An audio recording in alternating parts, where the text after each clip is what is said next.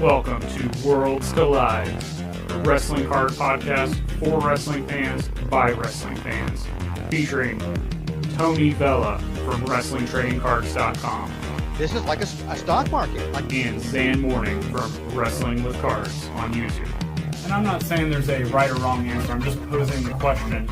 Join them as they navigate the world of wrestling cards, helping you build a bigger and better collection and making some money along the way. What's up, wrestling fans? Lots going on this week. We've had Ric Flair's, well, I guess at the time of recording, Ric Flair's last match. We had SummerSlam. We had this big thing in Atlantic City, which some people are just calling complete trashy area to have, which Tony's going to talk to us about that. Welcome to Worlds Collide. Myself and Tony Vella from WrestlingTradingCards.com, who's the star of this show today, because we're talking all things national, and he was there representing wrestling cards on the biggest platform that we've ever had on the national. So, Tony, welcome back. Thanks, man. It's been a crazy week. It really has been. So, travel-wise, it was pretty good. You know, I spared no expense on this trip, man. I just cashed in some miles and I went first class all the way there, sat in low class out in Atlantic City, and flew first class on the way back. I think your statement is kind of right along the lines of what everybody else stated as far as like the low class area. I'm not very picky. You know, I used to date a girl out there in Jersey area, so now not in that area, but you know, more north. But I don't have a problem with it. I've never been really picky about stuff like that. I'm not a big fan of like Miami, just because for my safety. But I don't know. I can see a lot of what people didn't like about Atlantic City. There was a lot to take in. So absolutely. So let's just jump into it. This is the first time you've been in the National in what, 20 years? I think the last one I went to checking the records was 2006. It was in Anaheim. Oh, so it wasn't that long ago then. No.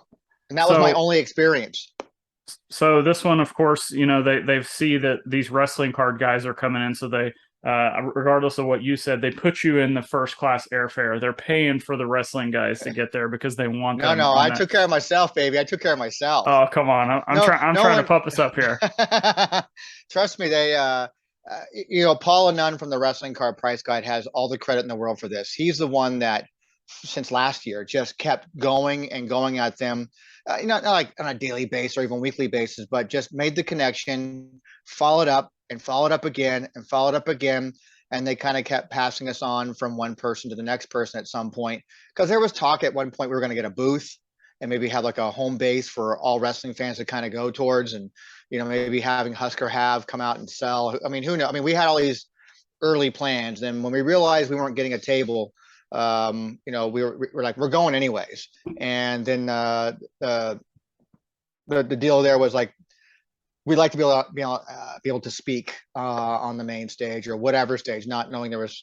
It's kind of a false like the main stage. There was only one stage, and it is the main stage. There was like you go into like a some sort of outdoor fan fest thing. They were like, you know, but now playing on stage number 1 and stage number 2 is right. It's one stage.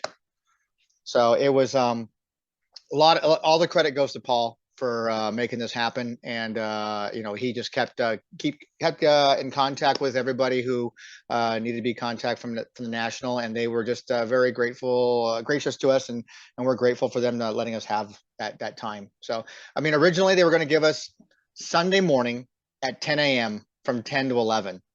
And we're thinking to ourselves, who in the hell nobody's going to be there is going to be there after a Saturday night from partying or whatever you want to do, you know? And to my understanding, Sunday is when people are packing up anyway. You know, well, there's a lot for any big convention, that's when the deals are to be made, man. People don't want to go home with crap. So you know, if you're sticking around on Sundays, you're going to try and, you know, clean people out of stuff and maybe get some good deals. But, you know, plus none of us were going to be there anyways. So we were all leaving Saturday afternoon. Gotcha. So that obviously didn't work. So followed back up, and next thing you know, they gave us closing the show on Thursday night from 5 to 6 p.m. And it was a perfect time. Let's jump right into the panel. I watched on the Go GTS Live YouTube channel, which talk about I saw you repurposed it on a recent WTC TV episode with Paul. And excellent. The audio was good, video was good. It came out better than I probably could have ever imagined. But what did you think as a result and the setup and anything else? Just overall, what's your thoughts on how the panel went? We didn't really know what to think going in there. We didn't know, are we going to be standing there with a microphone? Check 1 2 3. We weren't sure. The table, we went. That's the first thing we did when we got there Wednesday on the preview night. We went and scoped out the stage. Like, oh, this is great. So a nice long table. There's microphones on the table. It's going to be 4 of them. We'll share. And their whole production crew, a gentleman named James, who's the one who archived all the entire recording session and sent it over to me via Dropbox, was amazing. And he got everything set up for us, and the presentation stuff was great. I thought it was really good. And the different camera angles, I wasn't expecting that. So when we were sitting down, and all of a sudden you see a camera on the left side of us and the right side of us, and you're like, holy crap, this is going to be like some kind of production almost. And it was great because we tried to stream this live through Nick, from Crazy Card Collector, and then the guys from the Card Foundation podcast, and then myself. None of our audios worked very well. It was hard to hear. The videos were grainy. Both Nick's and my phone both died during the Q&A section. So we didn't get a full, transcript of the whole thing. And so for them to go and repurpose that and give us the recording was amazing. So I'm so happy the way it turned out. Yeah, I was watching, I guess it would have been a couple of hours before you guys went on. I was watching some other panels talk before you. And I was like, man, if this is going to be the live stream, this is going to be amazing because the like you said, the quality and the angles and the audio was really clear. So I thought you guys did a good job breaking down kind of, the history of wrestling cards and introducing, but also tying in some collector facts and what people can expect. And I was pleasantly surprised from the amount of people that actually showed up because while I expected wrestling to be, a cool thing, like this is awesome, the National is giving wrestling the time of day with this panel, I didn't know how many people were actually going to show up in the crowd there. But they kept paying to the crowd, and it wasn't packed or hanging from the rafters, but there were a lot of people there. So what was your feedback from the people at the panel that you talked to? They seemed to enjoy it. There were some people there who, we didn't have any plants. We didn't put anybody out there. It's like that. But, Awkward Five, Brian Williams, he was there. It's like that. Wait a minute. You're saying he wasn't a plant to do the run in at the end with the sign slabs? Nope. He was awesome. I mean, he just showed up and showing support. And when you have people out in the crowd, like I'm not a public speaker. I'm a behind the scenes kind of guy. So for me, doing the podcast, I think has helped me in the last 2 years because that's just not my thing. So this has really kind of helped out. So, but then having people that you're familiar with and like, Ryan, it's a Macho Madness guy, he was there. He was showing support. Brian was there showing support. Having some somewhat familiar faces, people in our hobby, it's just like talking to your friends. So it was that helped me out anyways. I mean, I know Danny and Johnny are very much more experienced when it comes to that kind of stuff. So I mean, of course, they knocked it out of the park as per usual. I expect nothing less from those guys. But then just the crowd itself, I didn't know what to expect. I didn't expect it to be full. I thought, even if it was full, like okay, these are people who've been probably walking all day. There's only chairs available to sit down and rest your feet. Which is kind of what we did at some point. Like, we couldn't find any places to sit, so like, oh, we'll just go sit at the main stage area. It's like that. All the chairs they had set out there, but it was good. There were some people asking some great questions you probably saw in the Q&A, and I hope we handle it well enough for them.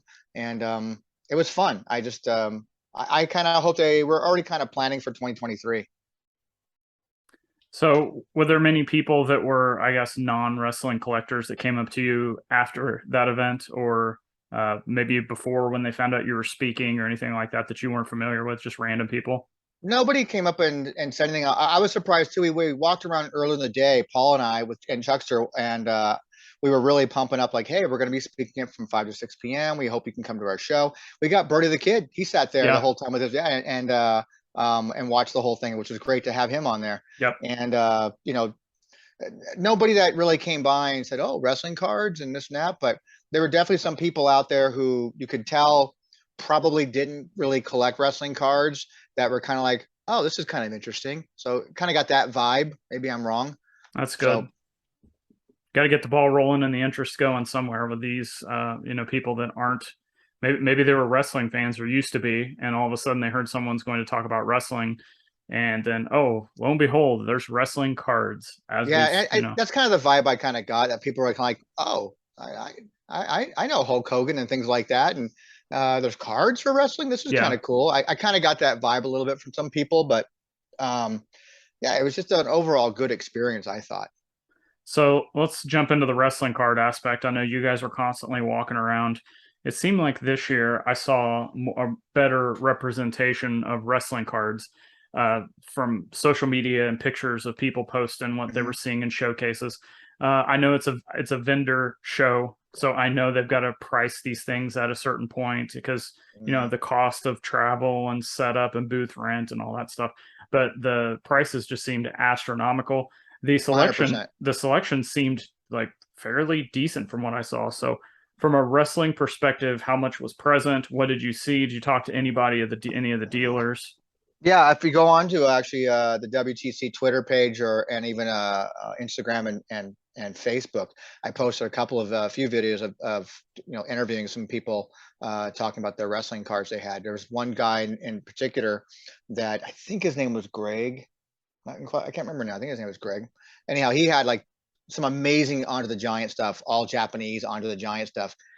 First time in my life that I ever got to see, in my hand and see the 1948, you know, um, 1948 set that came out, and it was just it was amazing to me. It's like that to see that the Magic cards. That's right, and he was like, "Yeah, I'm all into this stuff. Like, Andre's like the goat, and I love having this stuff here. And people ask me all the time. I specialize in that and boxing stuff. And there was a lot of guys. You saw a lot of wrestling all stars, as you can see. But I was actually surprised to see quite a bit of modern stuff too. Yeah, There's a lot of obviously Prism. That I guess I kind of expected to see. Like, I was at the time still trying to build my Revolution set, and I didn't even bother to sit down and look for any singles. There was a booth over in the breaker area that somebody had some 5,000 count boxes, 3,200 count boxes of wrestling singles, and I just like, I'm not that guy that just sits there at a yeah. booth and just goes through all that stuff. And I mean, I don't know what I would have found in there, I'm sure, but there was stuff to be found, that's for sure. A lot of wrestling, a lot more than I think we expected to see. But the price points, oh boy, um, they were pretty high. I mean, I get that you got costs and expenses to try to cover. I don't know if these guys are sitting down prepping themselves for the national, thinking, "Oh, well, this normally sells for 1,000. I'm going to sell for 1,500 to help offset my cost." I don't know. They seem to be pretty above comps, if you want to say use that term. I don't know. I ended up not buying very much at all. All I ended up buying for myself is I found the guy that I bought my original Kurt Angle printing plate from and tried to Yep. finish the whole thing off. And the one I've got hanging on my wall over here. Hmm. Uh, uh, and he had more printing plates. So I bought a complete That's awesome. rainbow of the Yeah. printing plates of Kurt Angle stuff. And I also picked up, I have it handy, but I got an uncut sheet of TNA New Era, I think it is, all of the autographs and kiss cards. Now, who had that? There's got to be a story behind that one. I can't remember the gentleman's actually eBay name, Stone or something. Stone. I wasn't overly polite with him. I'm going to be that up front right away. I wasn't, because when I put two and two together, I realized who he was, and it's been like, I don't know, 6-7 months now, maybe 8 months since I first initiated contact with the guy. I said, "Hey, I'm interested in buying all of your Kurt Angle stuff. What can we do? I'm looking to finish this. I've got the magenta printing plate. I like to get the other ones if you have them. Oh, I have them. Okay, can us work out a deal." Never hear from the guy again. Nothing.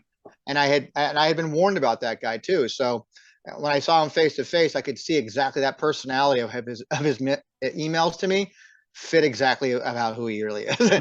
But I will give him credit. He gave me a decent deal on all of it. And that ended up being like my only real purchase for the whole week. I wasn't there to buy. I really Yeah, wasn't and there to that's buy. that's kind of a sentiment I heard from a lot of people. It's an interesting thing where the idea of the show is the biggest sports card memorabilia show, blah blah blah blah. And most people go to those because they want to buy, sell, and trade. But it seems like something I took away from this year specifically is that the prices were so expensive and people were not willing, like dealers, not necessarily individuals. The dealers were like not very flexible on things that it almost essentially turned into a big social event instead of a card event.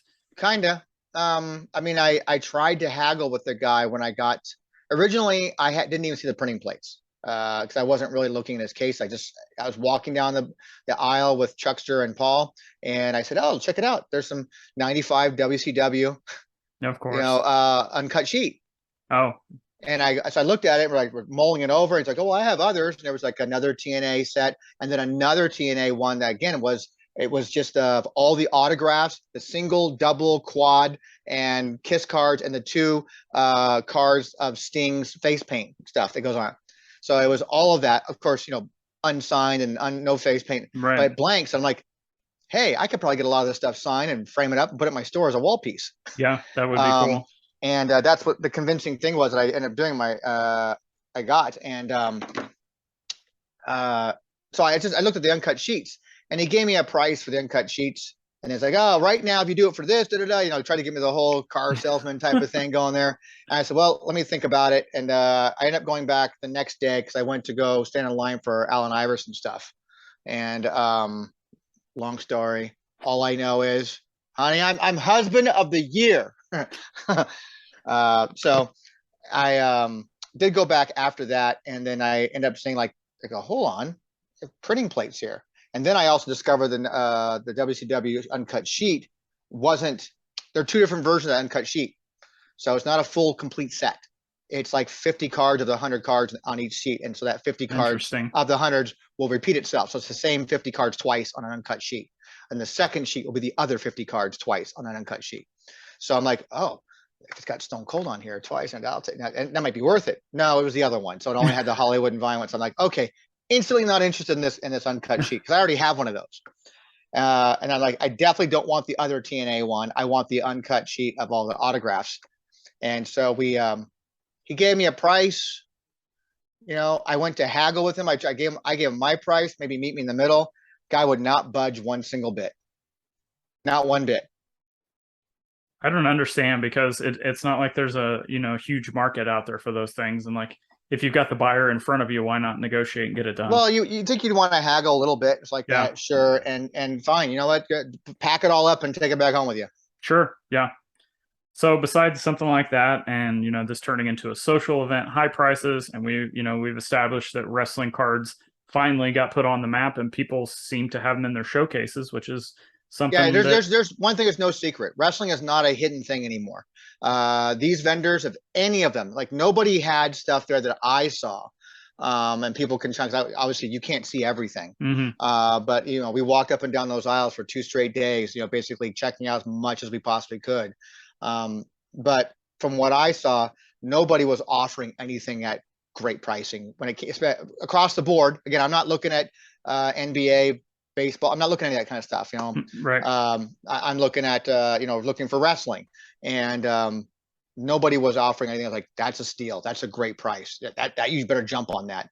I didn't feel that way about anything. I think maybe Paul did. Paul got some old little Japanese little album to hold his Japanese cards with. Oh, that's I think cool. He tweeted it, and that was like $15 for the little album. It was kind of cool. Yeah, I thought that would be a good price, but I didn't see anything there.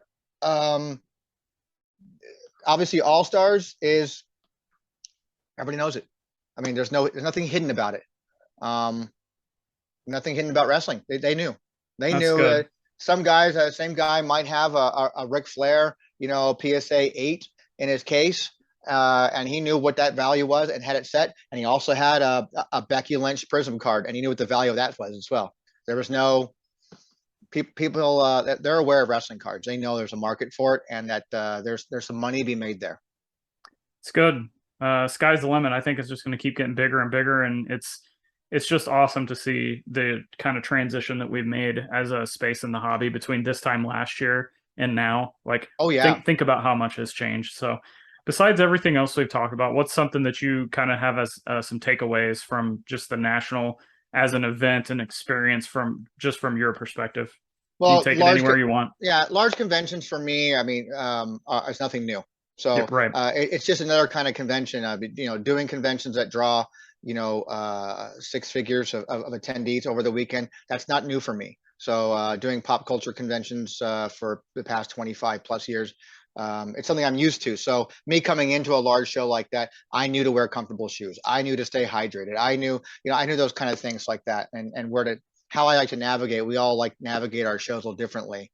And being with Paul's not our first timer. He went in 2010, but someone like Chuckster too. You got to try to keep pace with each other, and we met up with people and got to see everybody. But me going to a show like that, and for this specific type of show, for wrestling cards, I got the biggest kick out of meeting up with people for the first time, either whether interviewing them for something or seeing them on social media. And that was a lot of fun. Doing our after panel dinner at the Hard Rock was one of the highlights for me, of being, hanging out with Ryan and Chris and Caleb. And it was just it's fun. Just like-minded individuals who are into the hobby, and just talking some shop and comparing notes and having fun and telling jokes. It was great. It was a good time. Your sentiment, like I said, is exactly seems like what a lot of people I heard on hobby podcast talking heads say and social media and whatnot. Do you think that this national maybe kind of has shifted things more towards like hobby relationships and the cards themselves, as opposed to the strictly transactional mindset that we've seen the last couple of years? Because if people aren't willing to price their stuff, wanting to move it, and people are not really buying and selling, but everybody, the takeaway was the best part was getting together with everybody. Are we kind of taking a turn, do you think? I don't know, maybe. I mean, the discussion was brought up. We had a conversation about the possibility of less cardboard being printed in the future because of digital media. Yeah. And if that's the aspect that we end up going, let's say 10 years down the road, it becomes all about e-packs, and you can have what you wanted printed on your own. I mean, I know Ryan and we talked about this pretty extensively. I equate it to also the music business. I mean, streaming is a way to go, but record stores still exist. Mm-hmm. You're never going to get rid of cardboard. If they just decided one day, and Fanatics' end goal is like, we're not printing any more cardboard. It's all digital, and we'll print it based on demand and what you want printed. It's not going to have any effect on actual cardboard going forward in card shows. But even if that was the case and it became a digital type of thing, it's still a place to go to network with other people. And if all of our sales and transactions are taking place online in some sort of online world, the National is still a great place to go. And almost having shops and tutorials and educational things to teach you how to be better at your online sales and services like that. Like, I wouldn't be surprised if you see, I mean, Fanatics was there, but maybe you have a larger eBay presence on how to build a better eBay store to take care of your digital media type stuff, or digital sales or online sales. Maybe those become the future thing. I don't know. It's just nothing takes away. Nothing will ever take away from the personal interaction, period. So there's always going to be a place for that. But as long as people want to hold on to their stuff for high prices, not negotiate, they're going to have a lot less sales. Like, I'm curious to hear the fallout from vendors and how well they did monetarily compared to previous ones they may have done. Yeah, and some people say, well, it's the National is more about seeing things you don't normally see and building relationships. But then my question is, okay, I understand that from an attendee, but if you're a vendor, you're there to make money. Like, if you're just building your case is full of not for sale, not for trade cards, or they have you might as well just go ahead and whatever hometown you live in is build your own museum at home and charge people to come in and check out your museum. But there was definitely a lot of cash being handed. I don't know, because I'm assuming there may be some controversy about it. There may be some speculation. I don't know. I know from years of conventions of what some of these big convention halls do, and I'm not going to get into that. But the cell service in that place was absolutely abysmal and a joke. And it was $80 a day, $79.99 to have Wi-Fi connection. if that's what you wanted, if you chose to do. So I don't know if the vendors were paying that in order to get card transactions, Hmm. but there was definitely a lot of cash being handed. I know Paul and I were walking by and we saw this booth and there's a kid. He couldn't have been more than 10. It's like we caught at the tail end of like their transaction, and whatever the price may be, we didn't hear what the price was, but the kid goes, "You got change for 100," and just starts rolling out a wad and hands the guy cash, and it's like, who is this? Yep. Richie Rich kid, man. I mean, it was incredible. So there's a lot of cash being handed around. So that's without question. But seeing everybody with their little Well, briefcase and yep. handy cases walking around, they actually sell them they're selling them there at the actual booths too for supplies. Hmm. Um, it's comical to me in that sense, but I get it. But it's just not my lane. So I just find it funny and I laugh like, oh, look at all these guys. And like, I'm expecting to start seeing like, them connected to a handcuff on their wrist like that. That's what Yeah, I'm sure those guys were there. You probably just didn't see them I'm based really off. not paying attention. At some point it becomes a blur. Yeah. When you've walked up and down the aisles enough times, it's like that. Kind of like you kind of go by a booth and you can kind of get a feel of if no one's got long boxes and drawers, just like that, Hmm. and all it is display cases and maybe a rack behind them with wax.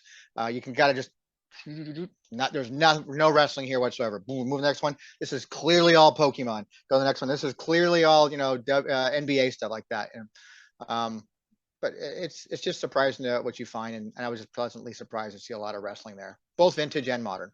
I think just from an outsider's perspective, again, my biggest takeaway was social media and any kind of posting I saw was like people having a good time, people getting Yep, together with other like-minded people, putting out some funny videos or doing stuff like that. As opposed to sure. last year, it was all about stacks of hundreds on a display case, or Yeah, I didn't see any of that. people with their camera crews going through and There was a few of those kind of people. You see people walking around with their little stabilizer for their camera, walking around trying to do stuff like that, and they have little maybe one or two guys, clearly doing a lot of content.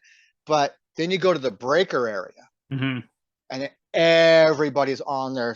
They're all paying that $80 for self coverage for sure, because they're all on there doing live breaks. Everybody's talking. Everybody's their own celebrity. They're all yeah. doing their thing, and so that was interesting to watch all that taking place. Even in the when you got into the manufacturer area near Panini and Tops and Fanatics and Upper Deck and all the grading companies like that, that was there were people there with on their phones and doing like live something social media wise.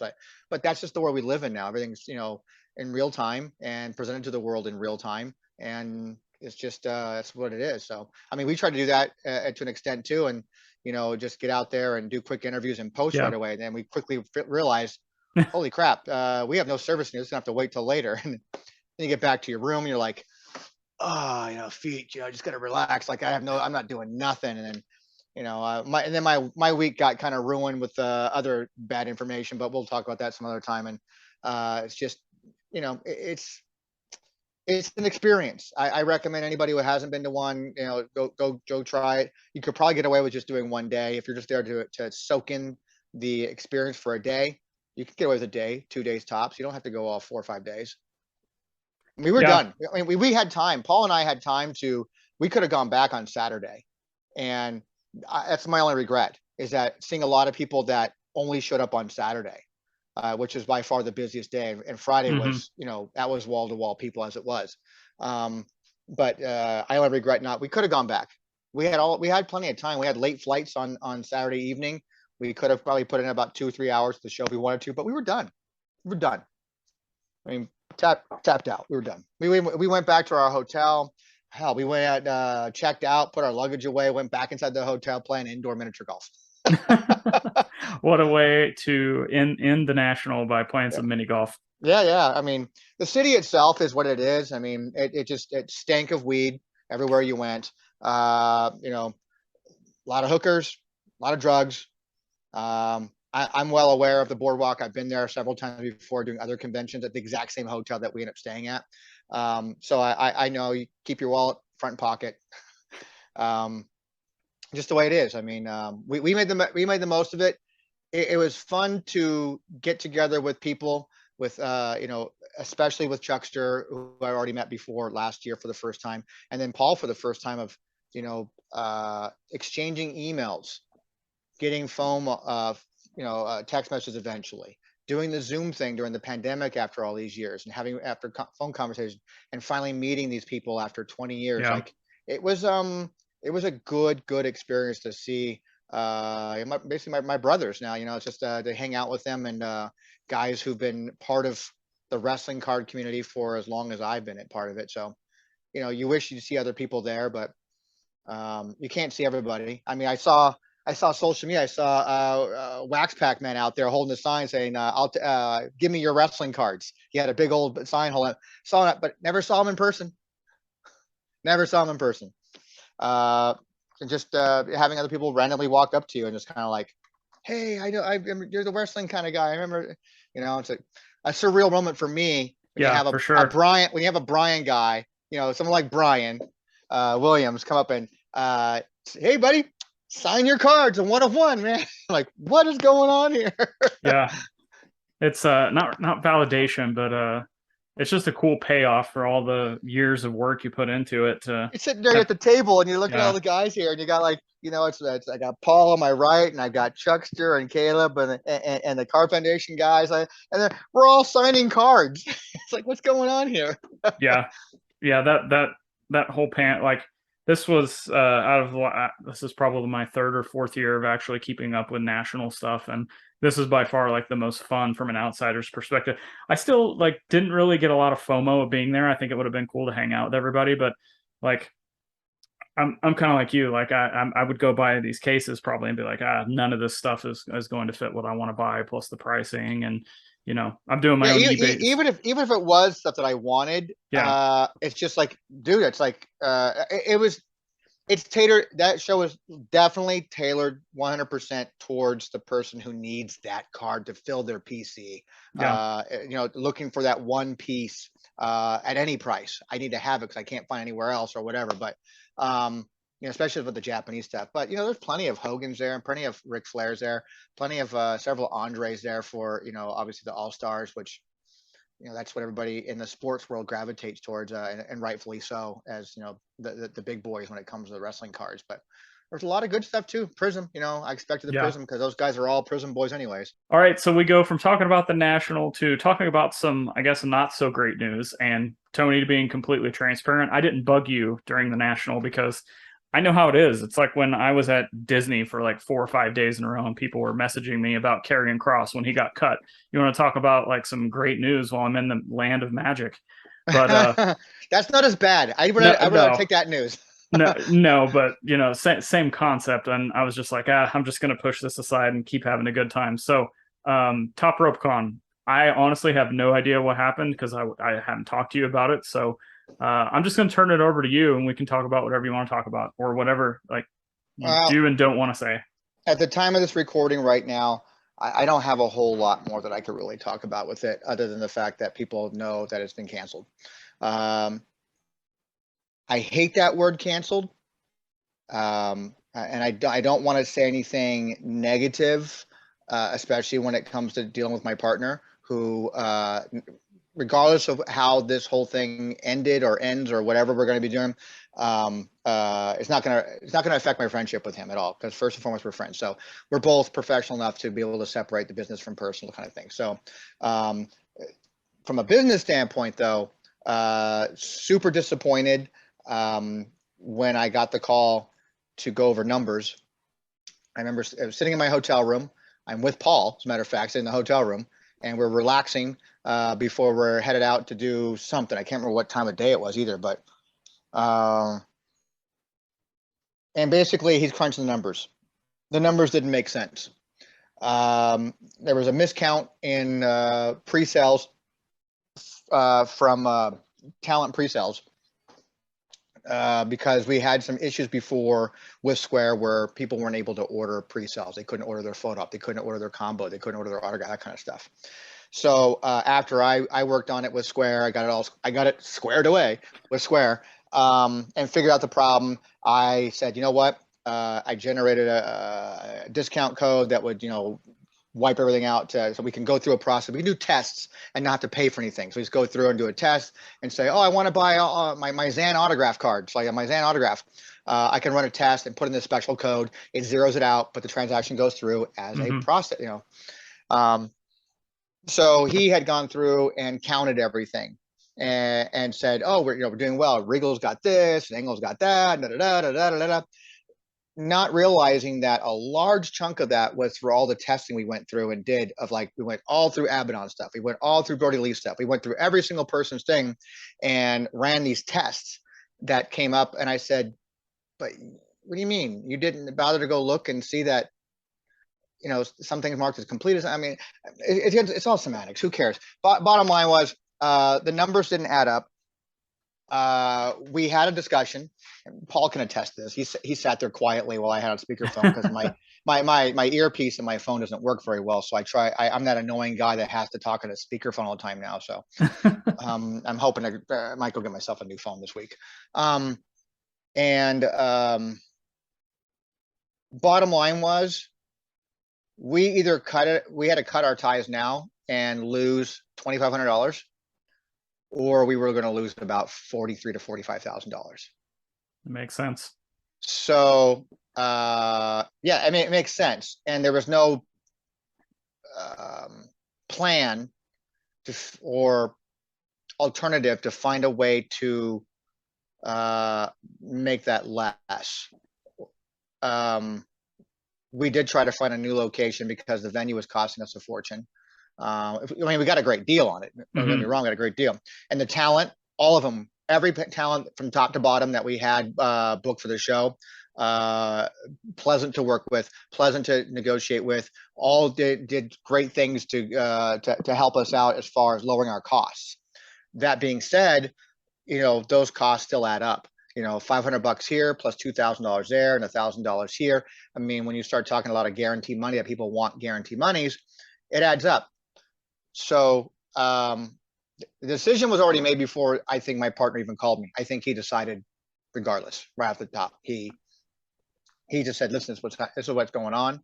And Paul was there, he can attest to it. I'm like, so are you telling me this is a done deal that we're canceling? And I was just like, yep. Like, okay, so I wasn't even really discussed with about like, what can we do? It was just, this is what it is. This is what's happening, and it's officially done. Like, okay. And that wasn't a good feeling.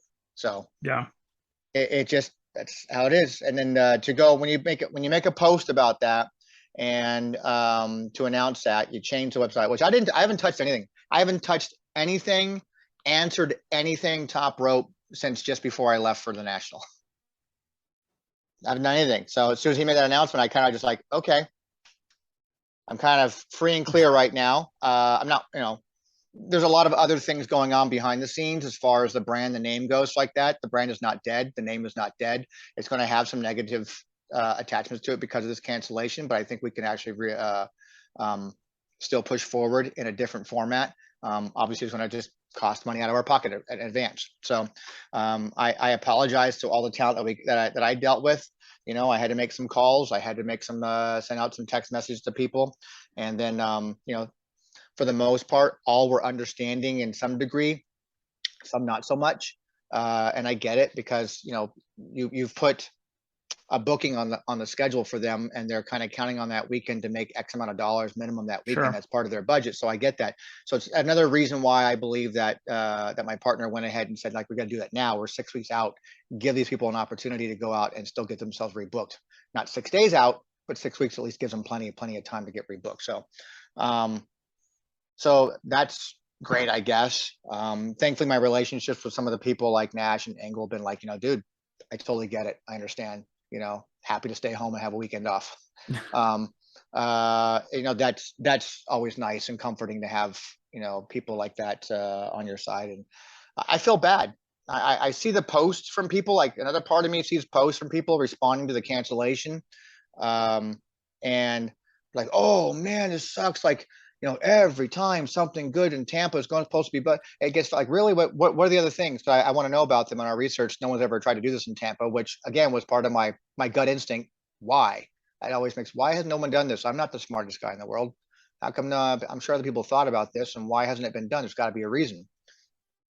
Still don't know the answer to that, but you post something and I get a lot of activity from people who like to complain and Yeah. say, and they'll say like, they're not engaging when you're announcing things. They're not engaging when you're offering things. They're complaining about things as soon as you have something negative. Like you do 99 great things and one bad thing, and all they remember about is the bad thing. That's all they Yep. remember. That's how it always goes. And people are complaining like, "Oh man, I was looking forward to going to this," or "Oh man, this sucks." I mean, and I go look at the people's names. I go back and match it up to people who prepaid and bought tickets. I go, "You didn't buy anything. Why would you care?" Like, well, if you really wanted to go and you really wanted to see something succeed, show your support, share it. That's the least and cheapest thing you can do because it's free. Yep. Share the information. It's kind of like how we do our podcasts. If you like what we're doing and you're getting value out of it, and you feel like it's something good for the community, why not share it with everybody? That's all. I mean, it's nothing. Cost you nothing. Just click share, click subscribe. Don't even turn on the notifications if you don't want to. Just at least subscribe to help our numbers, which is great. We're not monetizing anything. We don't have enough numbers to do that. But it's just, if you want the hobby to grow, if you want your local card show to go, you want your local convention to grow, you want some place to go to, show support, man. Like I chalk this up as like being a small business. If your Yeah. friends want to see you succeed, put your money where your mouth is, man, and help out. But I kind of expected that. So it just became an unfortunate thing that kind of put a damper on my national trip. And as Paul and Chuck sure will, like, such good guys, were just constantly trying to talk to me because they could tell I was just like visibly upset about it, and it was affecting me. Like I didn't even want to go hang out with them and do anything and stuff like that. I just kind of wanted, we're walking up and down the boardwalk again with our wallets in our front pocket, and taking that wonderful ocean breeze that smells like it's like the Atlantic Moana. It was great. But it's top rope is I put a lot of hours into it, man. Yeah. I put a lot into it. I had to break the news to the Card Foundation guys. They were bummed. If people are upset and they have a little bit less, well, I don't know what less respect you can have for me already. A little less, confidence in me. I hear you. I feel you. But I'm taking a lot away from this it's a failure that I'm going to learn from and just move on. I have a lot of already in the next 24 hours after it was announced like that, I'd already taken away, like I already had thought of so many different things, like what I would have done and what I should have done. And then going back to like my gut instinct told me from the beginning, this is how I want to do things. And then we kind of go, oh, okay. Yeah. Okay. That kind of makes sense like that. And then I wasn't talked into it because I'm just as guilty as agreeing with it, as my partner would be. But it blew into something that I grander than I wanted it to go for a first time show. I didn't, it just kind of like out the gate, it was gonna be like, yeah, oh man, you've been running this show for like 5 years now. It's our first show. That's kind of the feel it was almost gonna kind of have. I'm like, it's too much, man. It's already too much. So, Paul and I talked about some things, and him being a nice, pretty good businessman himself. I can learn a lot from him, and we just kind of, he threw out ideas and we talked about it, and we started formulating this other potential plan that could probably rise from the ashes of this particular show. And I didn't like the word being used, canceled. I didn't have any say. I've made no public statements. I've made, other than this now, I've made no posts of any kind. All the posts, all the communication that's been going on behind the scenes, through the public, through social media, none of it was me. That was all done by my partner. And I had immediately, when I saw the post for the cancellation, I said, I think that was the wrong word. Cancellation is the wrong word. Postponement would have been better. To postpone at least has the possibility of something coming down the road. And cancellations, like that's final, to me. So I don't know, maybe just a different choice of words. I can rabble on about it forever. So I don't want to bore people with this. Well, That actually But led me to two questions as we kind of close out this episode for because we've been promoting the show on here. And I think there's probably two things that people are wondering, and you can go wherever you want. But first, if they did purchase tickets, how do they get refunds? Or they already been taken care of? Any of that stuff? already got taken care of. That's one thing my partner did first. He first things was because it's all handled through Square into the account. So those they were immediately processed. So that those refunds all went in place in the order of ticket sales, then pre-sales, then as of 3 days ago, even vendors and sponsors, anybody who sent any money for sponsorships like that, all that stuff's been refunded. So depending on how they paid, whether it be credit card, PayPal transaction, whatever, it takes whatever those services time to get that stuff back. So it'd be 2 to 5 days, whatever it's like. By the time this thing even drops and airs, everybody should have already been Okay. paid. I just wanted to make sure everybody listening was had squared away on that since we had been promoting it here. And Yep. then the other question that I'm sure people are wondering, and you said it yourself, the name is not dead. Are we going to see a potential another show pop up somewhere, or that branding in another format somehow? It is currently being discussed. I haven't talked to my partner about it yet, as far as what my new ideas are. At the time of you and I recording this right now, we were supposed to have a conversation this afternoon, and I think we had a little bit of miscommunication. I think he thought he was waiting for me. I was waiting for him to call. And I know it's going to be a sort of maybe a little, not so much a touchy conversation, but Sure. I'm glad we're having this conversation, now as opposed to then, because then it could be a lot more heated as far as like, because I was very pissed and not wanting to hear that kind of news.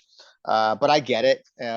So now with time to digest, and again, talking with Paul and getting some other ideas and kind of putting my notes down. I got some notes I started writing down about like, oh, my gut told me this, like that, this is a note, never do this again because my gut was right about this. And I'm telling you right now, Zhan, every aspect of everything that my gut was 100% correct on everything that I wanted to do. And I'm never going to doubt my gut again on that kind of stuff because it was right.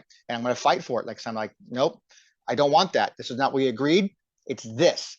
Stop it. It's kind of where I need to be. I wasn't as forceful as I probably should have been, but there's some potential there. And I've just added an extra hurdle to, if we're going to use a Top Rope name, which we still own, that's going to have some stigma attached to it now because of this. That's the name of the game in the convention world. So, and I get that. So yeah, I'll have to work a little bit harder to kind of earn people's trust over that again. Whatever it takes to do that. I think there's still potential, maybe not in the Tampa market, but that's something that I have to work on. I mean, I still believe it can happen there. I mean, I still believe it can. I just don't think it needs to be at the scale, at the level that we blew up to. Like at some point in time, we had to say enough is enough, and that's just it. Just like Owen Hart, man. And just kind of cut it right there. So this is it. This is where I cut, and that's what I was doing the last several weeks. I was getting emails, phone calls, text messages from talent and people I've never worked with before who have been hearing about this show. So that's a good thing that they were hearing about it and they wanted to be a part of it. And I had to tell them, no, like people wanted stuff for free. I'm like, no, like, right. How do I make money? I can't give you a table. Well, I'm really affordable. Well, if you're more than $1, you're not affordable because I'm not giving anything away for free. If you want to see your market grow and you think this is my home state, I live here, this would be fantastic. It could be an annual. They had an inkling of the vision that I had, and that was like, this could be something for an annual thing here, and it's a great place because so many wrestlers who retired in this area, blah blah blah. Okay, we'll put your money where your mouth is. Buy a cheap ass table that I have, and show some support. Yeah, Let's right. build it to a level where I can say, I've got 5, 10,000, 15,000 people coming to my event. I can give away a few more extra tables because I know my ticket sales are going to go ahead and warrant that. Right. But we're not there yet. Everybody wants a full tree. Nobody wants to watch it grow. Yep. I know how that feels 100%. So it's an unfortunate thing that I wasn't really thinking that we were going to talk about, but it needs to be talked about. And I don't know when this is going to air, but I'm hoping to do, by the time this comes out, maybe I'll have done a Facebook Live so I can start answering people's questions. I'm sure there are going to be a lot of pissed off people who want to, ask like, how can you, like, saw someone post like, you've been promoting this thing for almost a year. It's like that. And you pull the rug out. It's like that. I go, dude, what do you want? Like, do you want us to go ahead and continue to keep going forward, lose a shit ton of money just so you can go and have your time to come over there and say, $20 for an autograph? I'm not paying $20 for an autograph. I mean, these are the same people who complain. I've been doing this for years. Like, you should bring Shawn Michaels, the wrestling guy, store. Like, okay, well, I know what his rate is. Are you prepared to pay this kind of? Well, I'm not paying that kind of money for an autograph. Like, well, how am I supposed to get the money back? Like, are we just doing it for free? Do you think Sean's going to wake up one day and go, you know what? I want to go visit the wrestling guy store, just go meet my fans and sign shit for free all day. Right. It doesn't work that way. We made them. They should do this stuff for free. Yeah, I've said it. I mean, maybe I'm poking the bear here, or out of line, but I've said it for a long time. I don't think wrestling fans understand any aspects of business. They don't. Yeah, I agree with that. I would say the majority of them don't. Now, are there exceptions to every rule? Sure. Yes. A broken clock is right twice a day. But it's just that's just how it is. I mean, these a lot of the people, and I've known that since I was a vendor in the late 90s and early 2000s, like that, and just people coming in there, and I'm trying to sell wrestling cards, and I'm relatively very price affordably. And it's like, oh my god, like I should have to. What should it be for free? I mean, what do you want? You want it for the pack of the price of a pack? I spent the money to open the product. You buy the product so that I can make money off the product that I think. That's kind of how it works, Yeah. I don't know how you expect promoters, agents, or anybody else at these conventions to make money. You expect they are supposed to foot the bill, bring the talent in, so you don't have to pay anything to get in and just get autographs and photo ops, and everybody else goes broke while you go home and sit in your basement and play with your replica belts. I got to pull out the replica belt gimmick. Well, a little bit of a longer episode today. We'll go ahead and end it on that. But when we've got stuff to talk about, we got to talk about it. And I thought that both the national and the Top Rope Con thing kind of happening at the same time. They both need to be talked about. Light at the end of the tunnel for wrestling cards, or up and to the right. Maybe not to the moon, but up and to the right as far as like popularity goes and people actually having fun with it. So I think we pretty much covered anything. You got any last words you want to get out there before we get out of here? No. I mean, we might be doing the national next year, and maybe there'll be a Top Rope related thing in 2023. We'll see. Good enough spot to end on. Let everybody know where they can find you. WrestlingTradingCards.com, people. It's the site to go to for checklist information. 20th anniversary this year. December 2nd will be our 20th anniversary. Check it out. Every page there has all of our social media and ways to contact us at the bottom of every single page. Constantly adding more information, adding images, more checklists. I've got like 41 checklists now sitting in draft format. So yeah, lots of work to be had, and we'll do another episode someday where we talk about which we didn't talk about, my national stuff a little bit from my connections I made with some of the grading companies. Oh yeah, that'd be actually, you know what you should. I wonder if you should save that for a WTC episode, because that's what I was getting ready to plug for you, is the YouTube channel. Guys, make sure to check out WTC on YouTube. Great, he just said a minute ago that some of the discussions that he's had with Paul, and watch out for some panels that are going to be coming about on there from the national. Yep. Kind of some more fallout from the national from some of the other guys that were there. So Jim, make sure to check that. Subscribe to the channel. I'm assuming that's at the link. I actually when I'm on WTC, I go straight to checklists. Like, I don't even look at the other stuff. So is the YouTube actually on there too, where your social media is? Everything. Yeah, all of it. Everything is social media. All links to everything for WTC at the bottom of every single page. There's the icons for YouTube, Twitter, Facebook, everything's all right there. Anything that we're on is there. Also, you can watch all of our YouTube episodes right on WrestlingTradingCards.com as well. There you go. There's a whole channel right there on the website itself. Yeah, I like going to the checklist. One of my favorite things to do, and I think it's me, and it's like an inside joke with me and you and probably some other people, is somebody will ask a question and I like to reply with a link to the checklist. I do it all the That's time like too. my go-to move. I do it all the time. I just put there saying for reference, and I put the link right there. Yeah, I'm hoping people will start. I mean, I don't mind getting the questions and helping where I can, but WTC is such an established brand at this point. We know where to find the information. WrestlingTrainingCards.com. I don't Yep. understand why people aren't going to that. Maybe they're just lazy and just want the free answers on social media from people. I don't know, but Same guys who buy tickets to shows, apparently. there you go. Prime example.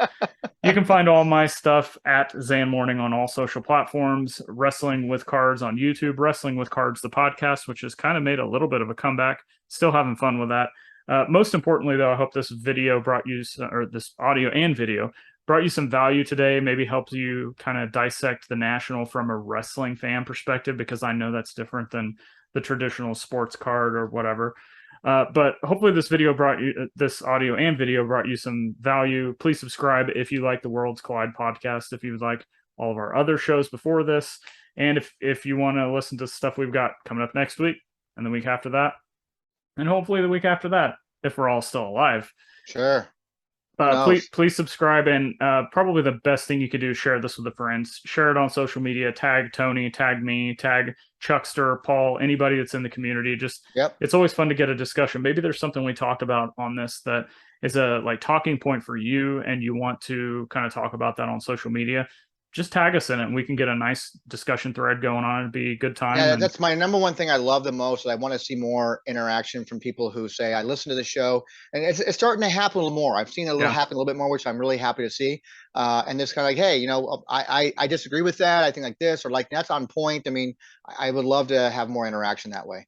Yep, absolutely. Thank you guys for listening. If you did go to the National, I hope you had a good time. And until next week, when we'll be dropping another episode, keep collecting and having fun. We'll see you. Out.